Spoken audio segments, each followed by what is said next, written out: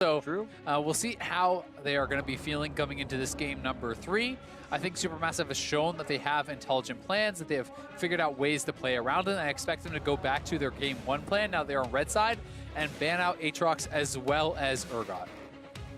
That should be the key factor for another at least good game and possible victory for SuperMassive. Syndra will be the first to take that out of the hands of Candy. And they do hit Zeitnot with that Varus again, trying to hit him early and quick with some bans in phase 1. SuperMassive now 20 seconds left as they have 2 more for themselves. There is the Urgot. Should see the Aatrox to follow then. Expecting that certainly. And Fabulous may go right back to the Scion if it is not banned out here by GRX. We'll see how much of an issue they felt it was in game number 1 as they did ban it away in game number 2. On the red side. Ooh, that's a good ban right there. Snowflower, no matter what, was on 2 to 3 people with each grand entrance and still was finding a way out. As we said in game 1, the full screen initiations was very big for helping out GBM in that mid lane. So we get no more play from Rakan or, as we were expecting, that Aatrox on the ban list. Yeah, Snowflower's Rakan has honestly been exceptional. So taking that away really could change things up here for GRX. I think going back to the Kai'Sa has been really, really big for both teams in their victories. Stitch having a strong game 2 on it, and Zeitnot obviously completely taking over in game number 1 on the pick. So makes a lot of sense. They could go back to the Xayah here, but will not be able to actually combo that with the Rakan. Alistar is open though, and looks like it will be the choice here, as that had been on the ban list. I like that as well. That is a big grab for Koala. So to take that away from him, Snowflower will feel good doubly in that pick. Now one for Stomage. Will he decide to pick up the AD as they don't have to right away? They can see a little bit more of the map between Empty and Candy's picks. Wouldn't be surprised to see Skarner. That was kind of the game 1 pick there. Being able to grab up that early jungle would not be too surprising. Olaf, another good option here. And on the ban list, a little bit more early game power. They are going to go with the Gragas though, so kind of just tabbing through a few of their options. Gragas certainly does have a lot of early game power, a lot of skirmishing and kind of power on those early ganks with the Body Slam Flash, as well as post level 6 with that explosive cask. We did see that in game 1, Empty played it well. In game 2, they banned it away, so they really are trying to keep it out of the hands of this GRX jungler. Ooh, Morgana lock-in. I like it. I like it a lot as well. Haven't seen too much of that towards the bot lane this event. And we are going to have Koala on something different as Candy locks in their pick. This was an Aatrox, not this pick in general, but Candy playing the Aatrox mid for a flex with the Urgot. Aurelia has been on the ban list, and they decide to lock that in right away against Cheshire SuperMassive. Okay, so the blind pick, Aurelia. This could be a Lucian mid to answer here from GBM. It also could be Zeitnot taking it in the bottom lane. We don't yet know. It is a flex pick. He did have a Lucian. The Morgana, though, really is a strong answer, I think, to both the engage from the Gragas as well as that of the Alistar. Gives a lot of protection there to the Kai'Sa. Also almost guarantees that you will have the push and the 2v2 advantage, because you can simply drop a pool right in the middle of those minions and really help to get that wave pushing your way. It's nice with the Cathian Ray. You walk up, back line, back lines, quick push. It will be difficult. Lucian not the worst farmer, but like you said, that could be GBM's. He's starting to break out of his utility box a bit. We did see that Ari last game. We'll see if he tries to go for the Lucian. Second phase of ban shows us a Skarner towards Empty and LeBlanc, as it looks like Stomage now, with not a level 6 jungler that he has to be forced to, can be a little bit more aggressive early, and maybe that's what they're pushing Empty onto here. Yeah, it could be interesting to see where Empty goes. Nocturne is available. Olaf still is up as well, so it's not as though he's pushed too far down. Exactly. Certainly very powerful picks remaining. Trundle also an option. Galio taken away, the LeBlanc taken away. So they are certainly expecting this to be a Zeitnot Lucian, and it very well may be. Yeah. You could still be saving that last pick here for GBM, but there is always the possibility of the flex.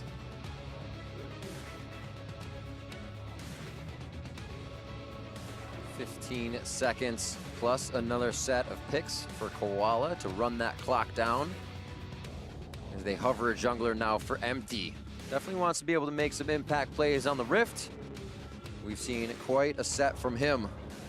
Skarner, Gragas, Nocturne, and it's gonna be the Zac lock-in. Empty bringing in the new pick. Yeah, bringing in the Zach. Potentially going to get a Lysandra here as well. Could be the Lysandra go up top against the Ornn. Could be Aurelia flexed up there. There's a lot of options here for GRX. Certainly expecting it to be top lane if it does get that lock. Cho'Gath, another preferential matchup, tank versus tank into the Ornn. Could be a good one for them there. I do think one of the kind of issues that this does present, though, is you are fairly magic damage heavy on the side of GRX. We may see Kai'Sa go for more of a pure AD build to actually kind of make up for that, where some more physical damage. Obviously, you do have the Aurelia, but Aurelia is generally not a big threat to the tanks, right? So if we don't have Kai'Sa going for an AD build and going AP instead, things could get mixed up, but it's going to be GBM likely here with Akali. Really? Lucian going to the bottom lane. This is going to be an explosive mid lane. Akali versus Aurelia. So he brought it out twice in the regular season. That is GBM on the Akali. Candy on that Aurelia. 5 plays for him, so they both know what they're doing, but this is explosive in the mid lane from these two. And we're looking at a team, either team that needs to get ahead quite early. There is lack of wave clear everywhere for these guys. Whoever gets the lead is just going to push everything right into your face and back to your base. Yeah, it's a really good call out. I mean, especially on the side of SuperMassive. I mean, both sides really do not have a lot of wave clear. SuperMassive kind of screams engage with their composition. Gragas, Ornn, Alistar, but likewise on the other side, you have the Zac, you have the Cho'Gath, they have some engage of their own and some follow-up. This is going to be a very interesting one, though. I really do feel like SuperMassive kind of has to snowball this. It doesn't feel like they have enough of a late-game composition to really fight evenly in an even gold 5v5 against Kai'Sa with a black shield with multiple frontliners. So I think they have to play aggressive. There's going to be a lot of onus on their jungler, on StoneMage, to be aggressive on this Gragas, get his lanes ahead so that this Lucian, so that this Akali can be playing from an advantage. Awesome. Heading into game 3, 1-1 now between SuperMassive and GRX. Who will take the momentum coming here into game 3? I got to ask you, Zale. We're seeing the Zac now. We've seen a lot of the jungle matchups coming in. How do we expect this to play out? What should we be seeing Zac doing and StoneMage down the Gragas doing this game to start off? So I'm really expecting Zac to just be looking to get those early levels. Zac's early ganks are pretty weak until you get a couple points into your elastic slingshot. So generally speaking, Zac is just trying to avoid the enemy jungler and just get levels, just get farm. And then once you have, level 5, 3 points in your E, you can really start to look for those ganks. As far as the side of StoneMage, you have kind of one of two options. You can try to get in the face of the Zac and take camps away from them, or you can try to just out-pressure them. While he's farming, you're getting kills. And both of them have their own kind of risks and rewards, because if you go for those ganks and you fail, while Zac is farming up, you're going to be significantly behind in the experience and kind of weaker in the team fights. We did see in that first game, GBM was able to push mid. We have a bit of a different matchup, but StoneMage was in the face of Empty on this bot side of the jungle quite often, quite early, as we saw rotations from Koala. We have to remember, it was such an active early game from GRX last time.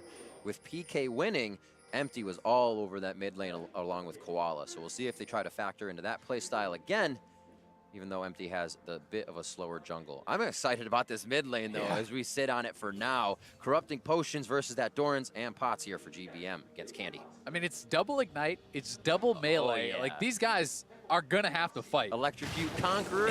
Aurelia wants to stay in that fight. GBM wants to be in, hit, and out, but I don't know if he's going to be allowed to. I cannot wait to see what happens. Help on the top side, Fabulous, and StoneMage start red, and we'll get a little blue help here from Empty. Actually on his Wolves as he goes up, doesn't need help from PK as Zac's pretty good jungler.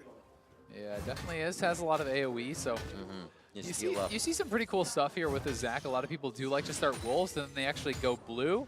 And as the blue's getting low, they'll pull it over to the Gromp, and they can kind of smack them together and AoE the two a little bit to be able to kind of increase the clear speed on those two camps.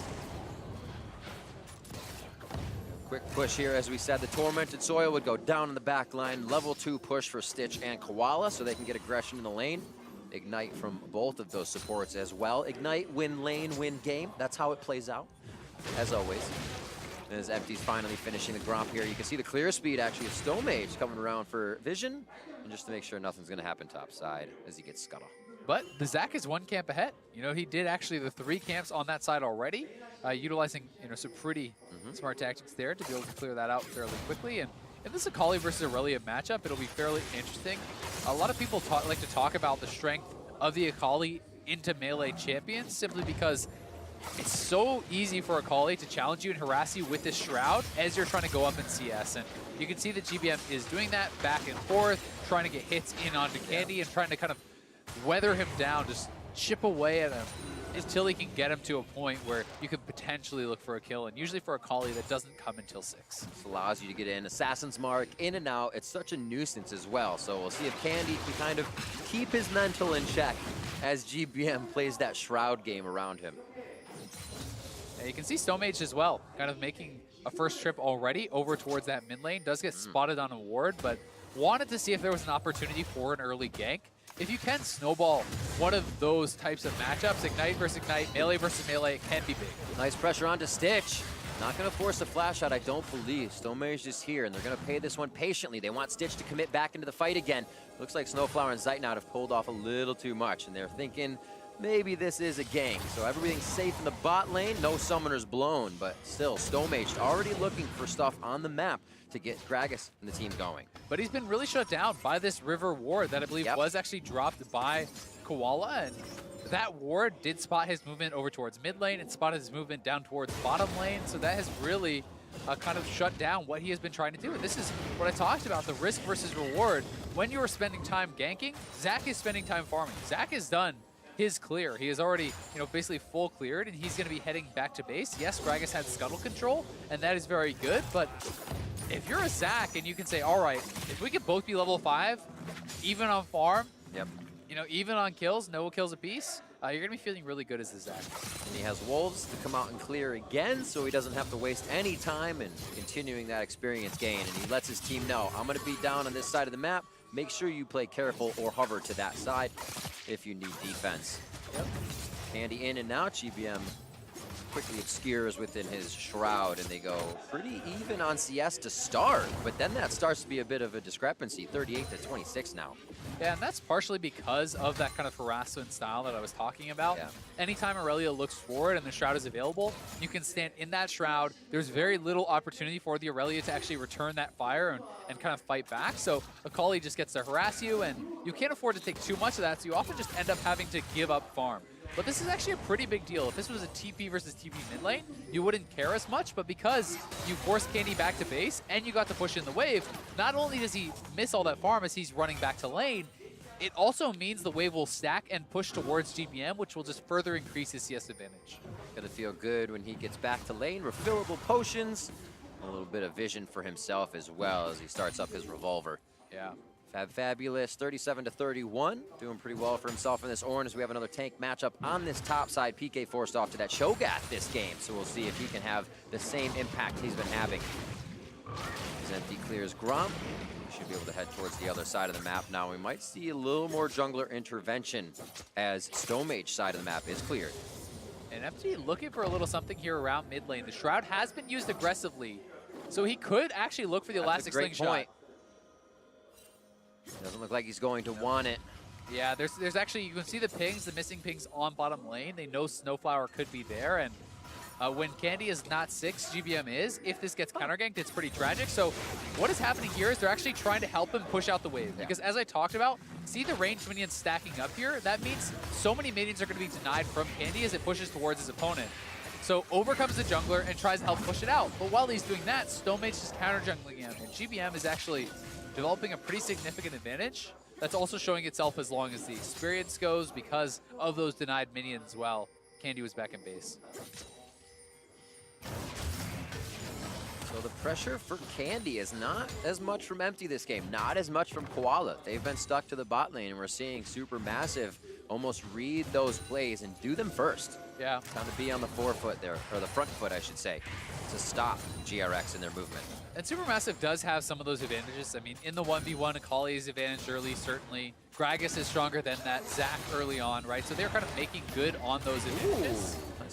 But that being said, Zach is soon going to be level 6, which is going to feel really good there. And Zach as he does hit that level 6 and another camp or two, All right. will be able to start getting a little bit more active. Give me a dank gank lane. Where does Zach go at 6? I think Zach can go middle. If GBM is using the Shroud offensively, Akali is a target you can actually go for. If Zach hits an Elastic Slingshot or Aurelia hits the stun, you can combo those into each other and really look to play aggressive. You also can look up in that top lane. Fabulous certainly is a target, as Cho'Gath, if he has his Feast available, can offer quite a bit. Oh! A rude awakening as they go for blue. That's stolen by Stomage. Nicely done. And they take that away from Candy, being able to use that for farm resource in mid. Stitch with the Black Shield. Nice fast fingers by Koala to keep him safe from Snowflower as they trade back heavily in an advantage. Yeah, and you can see how tough that matchup can be. If you get Black Shielded out, the return damage there onto the Alistar is pretty brutal, and everyone hitting level 6 now, so certainly fireworks are available. They're going in. Black Shield's a longer cooldown than a headbutt pulverize. Soul Shackles goes down. They get a nice stun onto Zeitnot. Will he be able to come back with the damage? Flashing forward, Stitch gets the heal, and it's going to be the kill for Koala. They look to lock down Snowflower, and they will shrivel him up. No, Koala is going to back off. It looks like they'll be able to get him. He just doesn't want to give the kill to Empty. Where is good guy Stitch on this one? Come back and get the kill, bro. Wow, that is a broman. They give it over to Empty. Nicely done by GRX. You just call that a broman? It is a broman. That's incredible. I'm going to have to add that one to my repertoire, but nice 2v2 outplay there from GRX, and you called it. The Black Shield is a longer cooldown, but only slightly so, because Koala is actually maxing it in this matchup. So he already has 3 points in it, which is such a smart adjustment. And I think that Snowflower and Zeitnot may have been caught off guard by the fact that the Black Shield was actually back up was there for that re-engage. So he was able to actually stop a lot of that incoming damage. See it here again, just at the edge. Yep, so here it is. They go for the engage. I do think that they believe the Black Shield to still be down, but 3 points in it. He is able to immune some of that. Yeah, he did. And then Stitch has the heal as well, so they have the extra combat summoner. Flashes forward, pops the heal. It's teleport on Lucian. The additional combat summoner, as well as the 3 points in that Black Shield, are enough for GRX to get that 2v2 kill. And I talked about how the Lucian and how SuperMassive have to get early advantages. Oh, the Black Shield, self-shield to get out. He does have to flash, so SuperMassive is taking a lot of aggression inside the jungle of GRX. Empty, a big guy just hiding on the side of this one. He's going to try to jump in. A beautiful explosive class by Stomage to stop the Elastic Slingshot, and everything from GRX is being muddled now in an initiation they thought they had from their jungler. Dodged out Snowflower, actually Koala just on the side, misses that. A nice pulverize to stop the Elastic Slingshot, and now Empty's in a sore spot. Teleports are stopped from that top lane engage, and back and forth leaves everyone up. Yeah, despite the 2 for 0, you can see SuperMassive still is up in gold, largely because of Stomage and all the counter jungling he's done. He's been getting basically every scuttle, he's been stealing away buffs, and he has been having a strong early game despite the fact that he hasn't been able to get involved in any kills. So SuperMassive, by no means are they out of it just yet, but they need these sorts of early advantages. They need to snowball, and GBM also massively ahead in farm in that mid lane. So those guys are playing well and looking for the dive now, perhaps. GBM in and out of the Shroud. He did take a bit of turret aggro first. Candy very low. There's the second dash in. GBM doesn't have much more damage, and he goes down to Candy. Candy will not fall. The 1v2 kill around the map, and Candy comes up huge on Stomage. The double kill in mid. Oh man, that is such a tilter. The 1v2 from Candy, who went down like 30 CS in that 1v1. Bot lane dying at the same time. GRX take full control over the game. You thought it would at least be the retribution kill on Candy. Get something back for losing all of that, but no way, Jose. Let's see it again in your Acer Predator replay. Yeah, here it is one more time. GBM starting it off. Candy, though, using the ultimate to get the Q reset, flashes out, using that W for the damage reduction on the second hit of the R there, and that looked like a canceled auto attack from Stomage. He canceled his last auto there, and the pop-off from the GRX coach. He is pumped up, and meanwhile, in the bottom lane, the carnage continues. Black Shield entrance, Zeitnot's gonna be rooted up in place, abducted back as well. That's Ace, that's the replay from bottom. It still deserved a call. Yeah, it was a hype gank there from the Zakas. Empty getting involved here. Has 4 points. This is hype. Let's go, more fights. Now that is a disastrous turn of events, though, for SuperMassive, as there goes all your advantage in the mid lane. 5-0. GRX looking like they are on the brink of death each time, but come back. Striking Fists of Fury. And now they have about a 1.3K gold lead. Stitch able to farm it up in the bot lane. Now 1-0-2. I don't know how this guy keeps himself safe in these situations, but they have actually been able to put down the Zeitnot Snowflower lane for once during laning phase now. Yeah, putting them down when they're playing that early game comp. Candy now with the red buff, feeling pretty strong, got himself 2 kills and looking to take advantage in this mid lane. GBM still wants to make things happen, and StoneMage going to be going for this Infernal. He does still have a farm advantage, but really that's about it. And I think this may just end up being a leash for GRX. I think you're right. StoneMage is so pressured on doing it. Soul Shackles immediately on the bot lane. A little bit of a Dark Binding wide, and they'll still be going for Baron, or Dragon rather. That's Infernal going over to StoneMage, but now he's in a pretty sore fight as GBM gets into this one.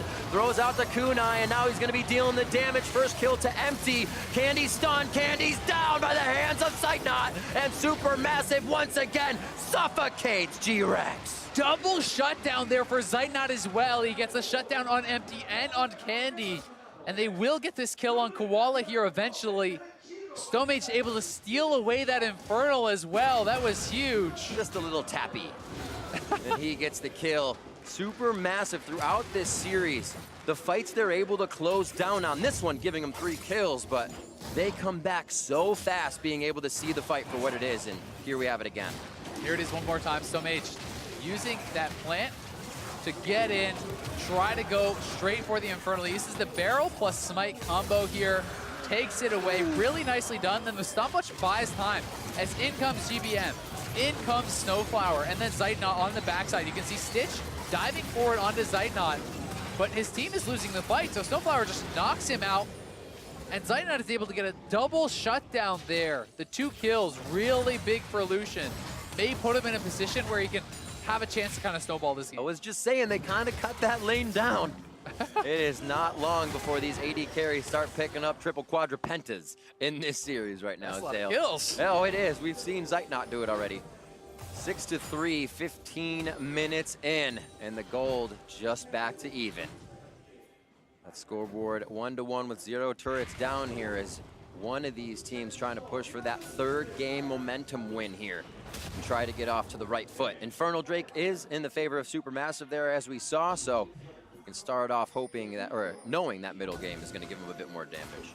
Yeah, definitely going to be nice having that in the bag. It does kind of help to even out some of the little scaling discrepancies that there are, as you know, Kai'Sa certainly stronger late game, you would say, than Lucian, and Cho'Gath generally a very strong team fighter in the late game. Zac very strong as well.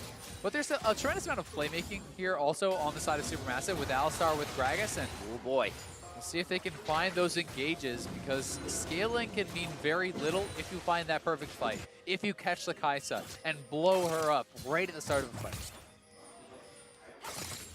I don't know if we'll be leaving laning phase anytime soon, is it? It's a pretty long one. No rush 30. There's not a lot of damage on the no rush 30. I love it. Keep it all in base. No real damage on the turrets just yet. A bit hit up on SuperMassive's bottom side turret here.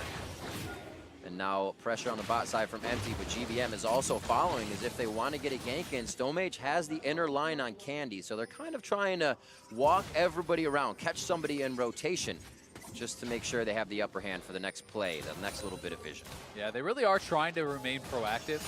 You know, StoneMage, GBM, they obviously did fail that 2v1 dive mid lane, yes, but they know the way to win the game is to never stop trying. You have to continuously be aggressive, and you need to constantly look for those plays. Find one big one, it could result in a lot. You could see that StoneMage was over there by the Rift Herald, but spotted out by PK, so the top lane has been very quiet and sitting pretty even, so you know, things pretty even up there, but so much action has been around this bottom lane and mid lane. So with Mountain Drake coming up next, do you feel like anything needs to happen for either team at this point?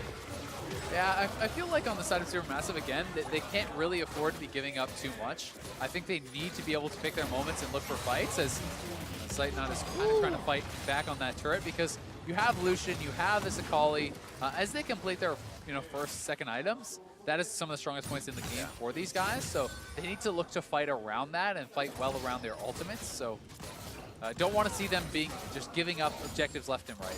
Well, as I say, we have a very long laning phase. It looks to be broken soon here if they get the chance. Infernal Drake may keep them down here for a little bit longer before we do get that swap.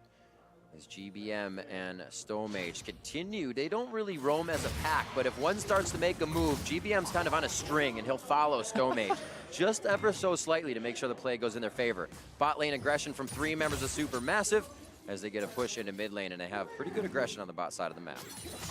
Yeah, definitely pretty good in that regard. You can see a lot of members here from GRX actually heading up towards the top side. They want to make the lane swap happen. Yep. Perhaps going to go for the Rift Herald at the same time as well.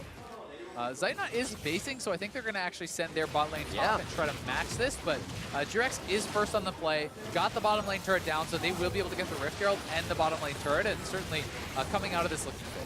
Interesting move. I say the pressure on bot for SuperMassive because they warded up, and they say, oh yeah, we should probably go top side. They're going to have to move all those wards to the other side of the map. It'll help Fat Fabulous when he gets down there, but they need a lot of that vision up here now towards that 20-minute mark on the map. Yeah, and that's the concern of just Fat Fabulous not being able to hold on in the 1v2 against Morgana and against that Kai'Sa. Worried that they're going to be giving up more turrets and more of an advantage over to GRX. So they do kind of give up that pressure on the bottom side and the potential of trading back a turret to try to play this more defensively. But it looks like GRX is actually just going to go perhaps lane swap once again.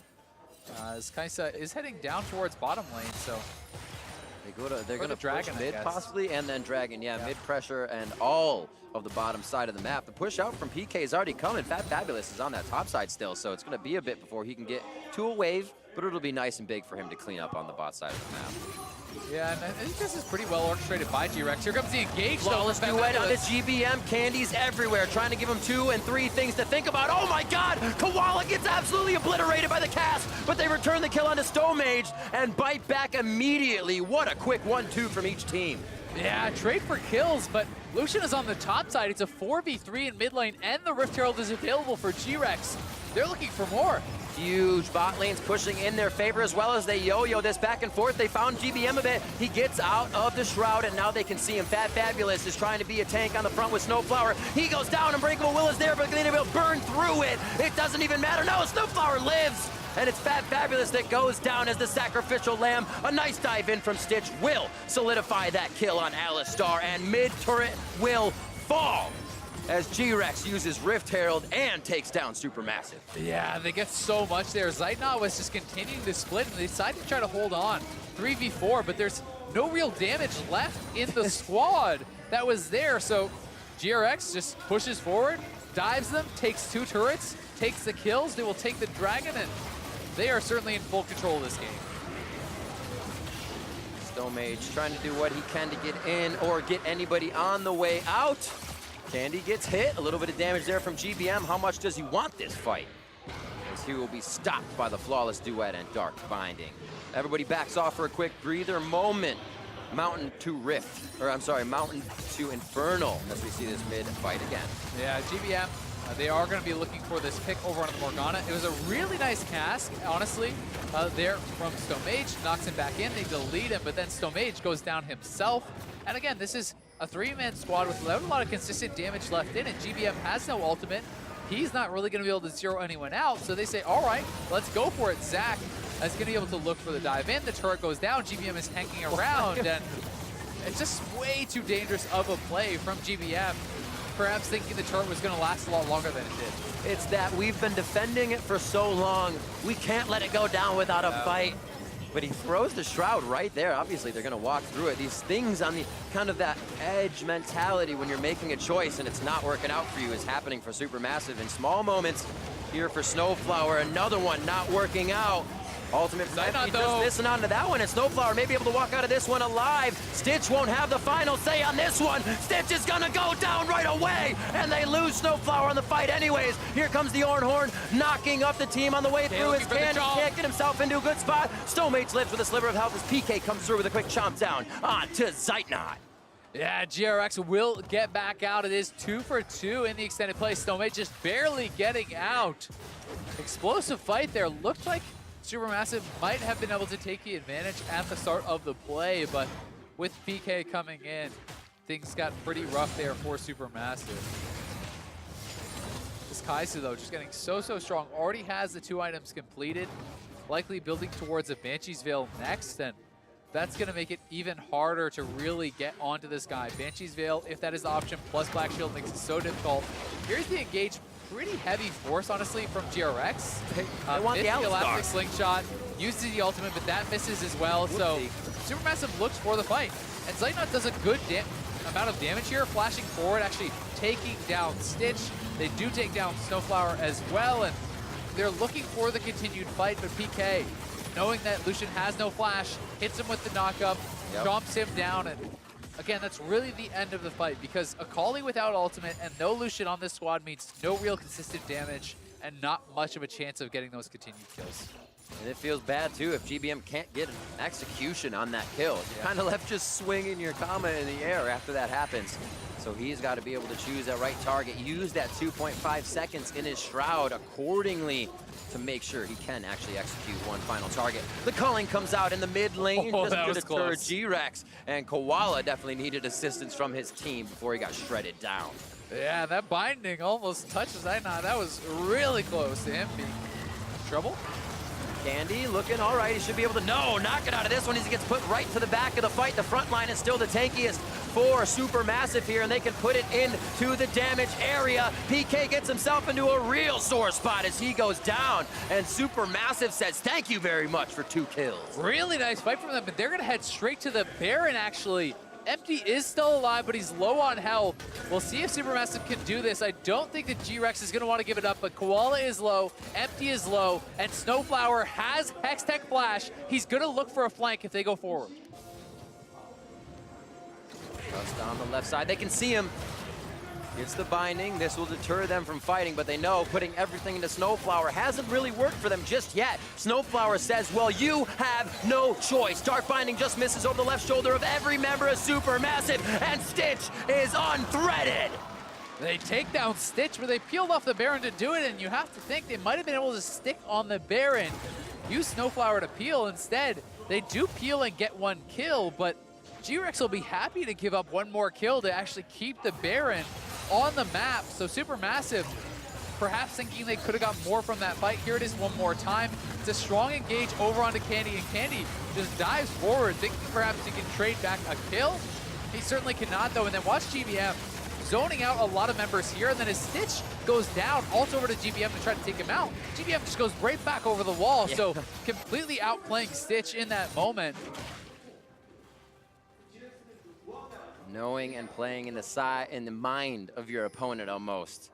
Seeing that they'll want to flash, they'll want to queue and step forward. GBM doing that very well to be on the right side of the play. Flashes up for him, but he uses the ultimate to get to safety. So many little bits of utility Akali can use to be a slippery magician, along with that shroud that'll make you pull your hair out. We're coming up on 25 minutes now as we reset a little bit and take stock of what's been happening in the game. GRX very much taking control over a lot of that early portion of the game. Kind of seeing Empty, Stitch, Candy making plays around the map until SuperMassive now finding these fights. These are the fights that they win. GBM pulls aggression. You see Stomage come in. You see a few other members, but not this time. The story's written for GRX. The kill comes through. 1 going in for Stitch is now the fight. 3 knock up over onto Stomage, Snowflower, and Zeitnot as he is the focus. Fat Fabulous giving him great defense and peel as Zeitnot can trigger back into the fight. They have lost GBM. That's a lot of damage down for SuperMassive, and they are forced to turn from the fight as GRX once again finds the fight they need for Baron. Yeah, they're going to commit to this Baron. No chance of stopping it for Zeitnot and Fat Fabulous. GRX are going to take a huge lead in this game with the Baron secured. And that binding from Koala was game-changing. Predicts where GBM is going to go. Nails the binding. They get the picks, and SuperMassive just getting peeled apart. And the thing that works in those fights is, I was just saying, I'm made to eat crow after it. But if that binding misses, GBM has just spent how much time corralling 3 people towards the top side. SuperMassive has an idea of where everyone is, and those are the fights SuperMassive was winning. But like you said, huge binding by Koala. Yeah, and it did look like GBM was honestly going to be able to just waste all their time. Right. He dodges the elastic slingshot, he's harassing them back and forth, the TP's coming in, you're like, all right, but look at that. Predicting the dash from GBM. GBM goes right into the binding. That was so big. And Koala, look at his health. He would have gone down for sure to GBM. And then Zeitnot trying to get back, and the peel was good from Fabulous onto Candy, but the Sterix is more than enough to keep him alive, and Stitch is untouched on the Kaisa.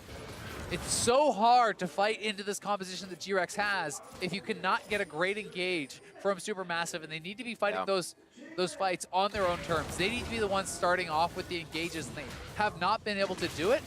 The one fight they got that really went heavily in their way, they did commit to the Baron. They peeled off for a kill on Stitch, and that may have been their big opportunity.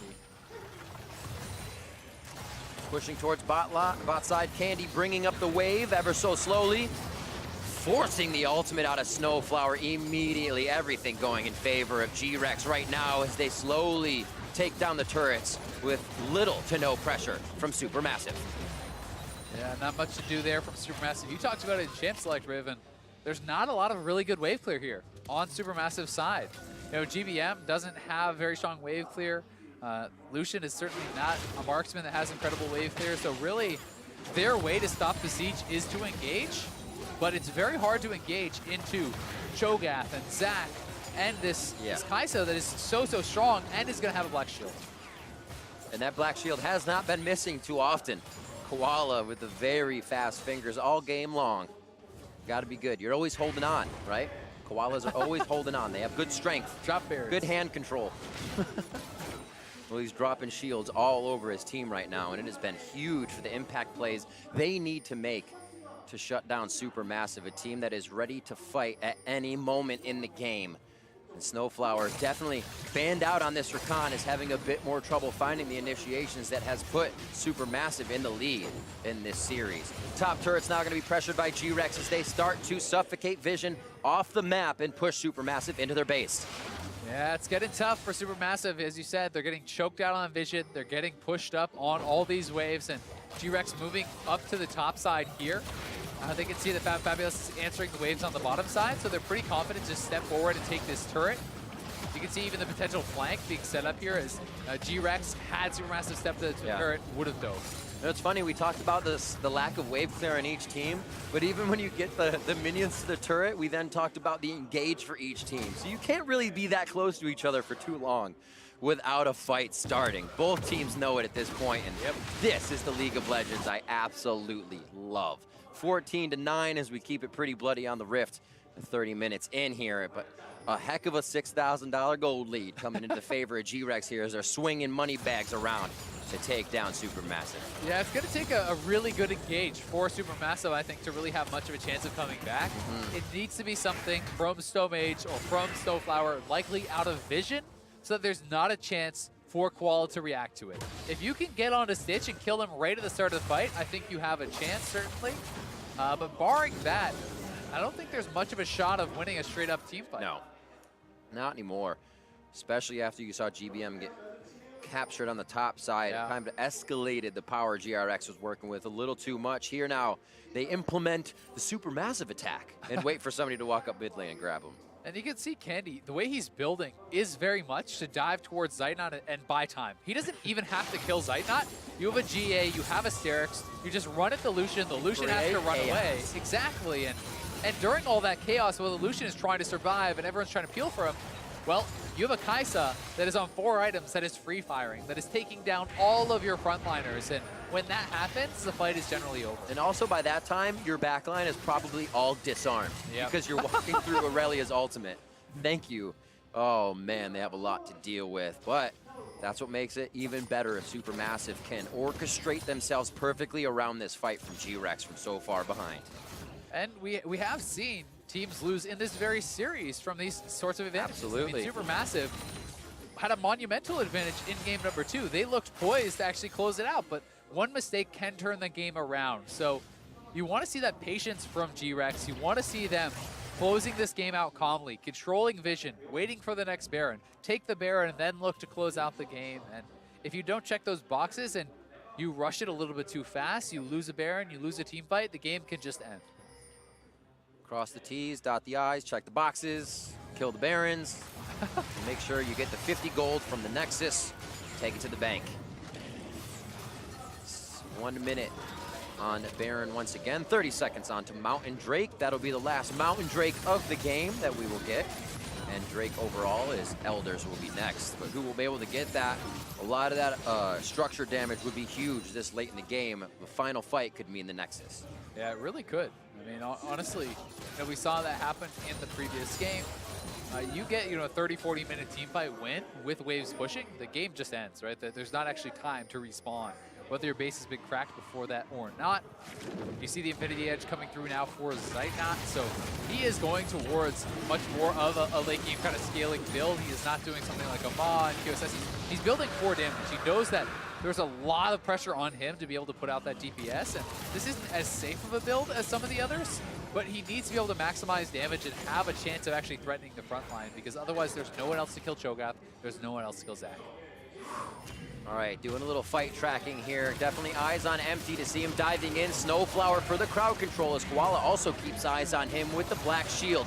Candy's up on the top side, looking to get in the fight as the Orange Horn comes out. Empty tries to jump in right away to deny the fight. In goes Snowflower for the double hit on the backside. Snip goes on the side. GBM's very low off Killer Instinct right away. Fabulous tries to get out of the fight. PK zones 2 off, just behind the inhibitor. SuperMassive now trying to look at the fight and see how they can get back in. And one, it's Candy. They gulp him up, and now it's the rest of the members in the eyes of SuperMassive.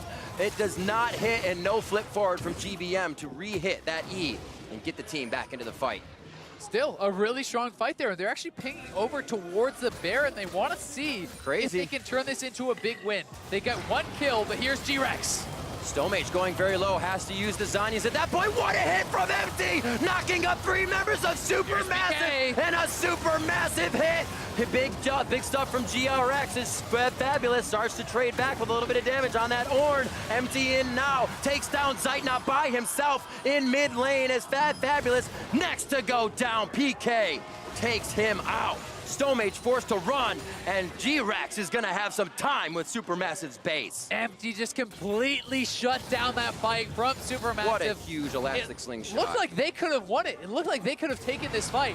The Black Shield was very good there from Koala, keeping them safe, and Stitch able to get out of range. But look at that re-engage from Empty, catching everyone. Barely surviving here. Then the Binding sneaks through everyone and catches Zeitnot. He dashes out. Looks like he could survive, but no. Empty gets in on top, hits him with the elastic slingshot, takes down the marksman, and finishes any hope for SuperMassive in that team fight. But we're back to live, and they are on the Baron. Koala trying to defend. Soul Shackle onto Stomage to keep the smite out. Beautifully done by him, but there's going to be enough time. They can't focus on the whole time. Flash and Zanya's down there, but they've bought Stomage's eyes, and they have bought everything they need to grab Baron. Nicely done by Koala to 2v1. Yeah, Koala just completely buying time there. Stomage chases after him, using even the body slam, so no way to get over the wall, no way to try to challenge for that Baron. And even had Koala gone down, that's well worth the price. Instead, he stays alive. GRX take the Baron, nearly 10K ahead. They are looking very, very good as the item completions are coming through. The upgrade item completions. They're looking so strong. You have Ornn on your team at this point. Infinity Edge upgrade for Zeitnot. I love it as these guys are able to push a little bit further, which also says, hey, I can keep some more wards in here. You know, that slot doesn't have to be a recipe item, so I'm a denial of vision for the team. Doing a great job of keeping the pink wards on the map from the marksman position. And theoretically, if SuperMassive can hang around long enough in this game, if it does not end, or it gives you another like half item, basically, with that upgrade. So can matter in the late game, but we are very far away from that. Oh yeah, now. Oh yeah. Shirelius Reverie onto Koala as well. Love this item as it's come back in. And you can continuously fly towards the team, get your initiations there. GRX setting up on the right side. SuperMassive wants to take PK down. How long can he live? It's a big Cho'Gath, but he's going to go down eventually, and it's going to be pressure now from SuperMassive to come in onto GRX. How long do they stay, and do they overstay their welcome? Koala and Empty are going to be on the left side. Teleport coming in on the top to get that Fabulous back in before the rest of the team. That's actually going to be Zeitnot in with the culling first. Nexus is already going down. There's no chance to stop it. GRX through the front door says thank you very much, and they take game 3.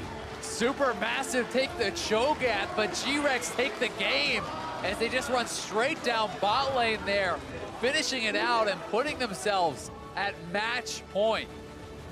Quickly making a decision at the end, said we've had enough. Let's just put PK mid lane. He can take the team and will take the game. It's not the greatest way to do it in the end, but it could not be. Back to the turret, back with the minion wave. The 5v5s were actually starting to go in favor of SuperMassive as they figured out what GRX was doing.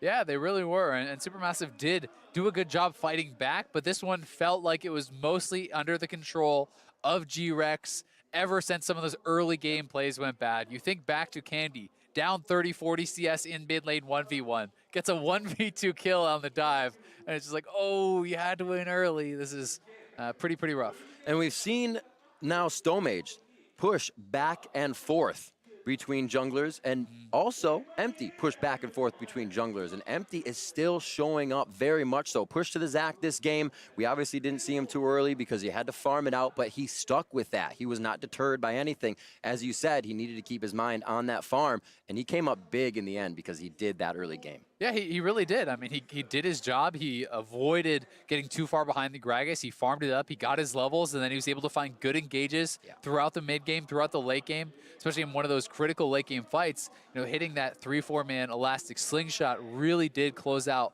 the last hopes for SuperMassive in that game. And you have to give credit where credit's due to GRX.